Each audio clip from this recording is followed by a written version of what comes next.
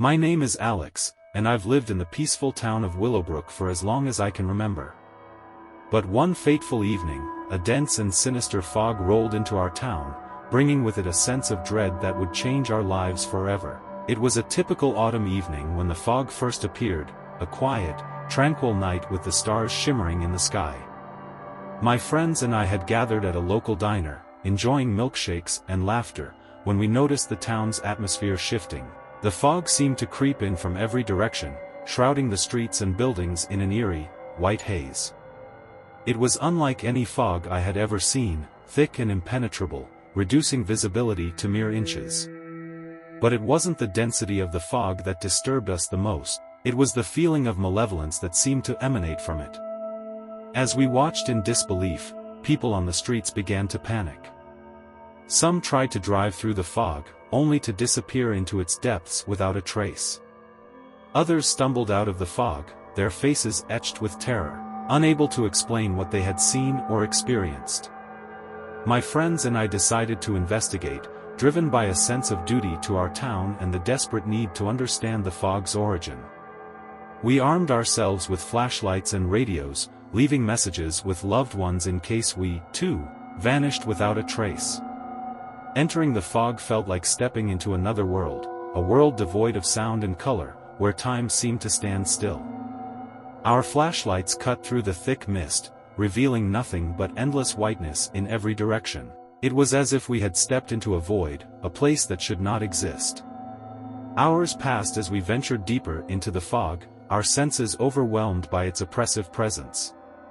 We communicated through our radios, our voices trembling with unease. It was then that we began to experience strange phenomena, whispers in the fog, fleeting shadows, and an inexplicable feeling of being watched. We pressed on, driven by a growing sense of dread and the realization that the fog was not a natural occurrence. It had a malevolent purpose, a sinister origin that defied all rational explanation.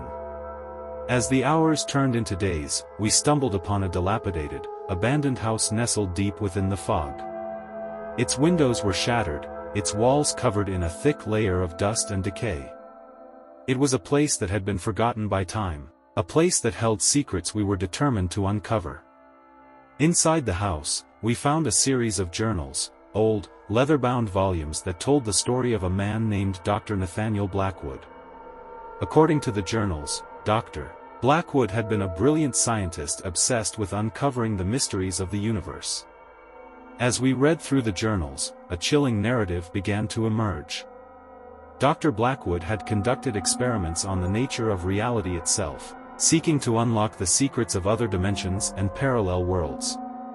His experiments had led to the creation of the fog, a supernatural phenomenon that bridged the gap between our world and something far more sinister. Dr. Blackwood's journal entries grew increasingly erratic and unhinged, detailing his descent into madness as he delved deeper into his experiments. He wrote of seeing things within the fog, horrors that defied description, entities that hungered for our world and sought to use the fog as a gateway.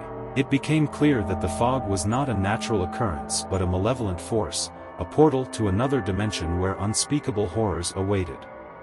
Dr. Blackwood had unwittingly unleashed a terror upon our town, and we were now trapped in its nightmarish grip. Determined to confront the source of the fog and put an end to its horrors, we followed the clues in Dr. Blackwood's journals.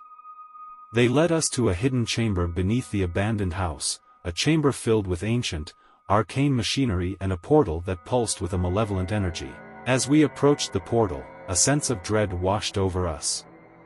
It was as if the very air had grown heavy with malice, and we could feel the presence of the otherworldly entities lurking just beyond the threshold. With a sense of determination, we activated the machinery, hoping to reverse the effects of Dr. Blackwood's experiments and seal the portal once and for all. The chamber rumbled with an otherworldly power, and the fog outside the house began to dissipate. But as the portal began to close, we heard a chorus of unearthly screams, the voices of the entities trapped within the fog. They clawed at the portal, their twisted forms contorting in agony as they were pulled back into the otherworldly abyss. With a final, resounding roar, the portal sealed shut, and the fog disappeared. leaving behind a town forever changed by the horrors it had witnessed. As we emerged from the abandoned house, we couldn't help but wonder about the true nature of the fog and the otherworldly entities that had sought to invade our world. It was a force beyond comprehension, a malevolent presence that had been unleashed by a scientist's reckless ambition. The fog had left scars on our town, both physical and psychological, and its memory would forever haunt our dreams. But we had also learned the importance of confronting the unknown, of standing together in the face of unspeakable horrors, and of the enduring resilience of the human spirit in the darkest of times. Willowbrook would never be the same, but we had emerged from the nightmare stronger and more determined than ever to protect our town from the forces that lurked in the shadows, waiting for an opportunity to return.